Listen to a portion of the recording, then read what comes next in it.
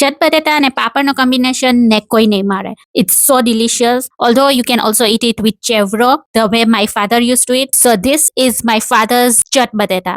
As I call it, પપ્પાના ચટ બટેટા.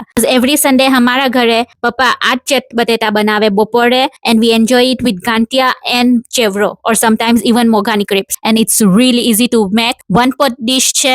Very few ingredients. Probably તમારા કિચનમાં already હશે. મેં 2 બટેટા લીધા છે. તમે જેટલા પણ લેવા હોય લઈ શકો છો. પીલ કરી સ્મોલ ક્યુબ્સમાં કટ કરીને પાણીમાં બોઇલ કરવાનું છે. Enough water with salt to taste until half done. Half cup વોટરમાં 1/4 કપ આંબલી રાખી, હળદર, મરચાની ભૂકી, લસણ, fresh ginger and tomato puree રાખી ને બરાબર શેક કરવાનું so that everything is really mixed. If tomato puree ના વાપરવી હોય તો fresh tomato pulp પણ વાપરી શકો છો, about 1/4 cup. And then everything is added to the batata and cooked until બટેટા એકદમ જ સોફ્ટ થઈ જાય.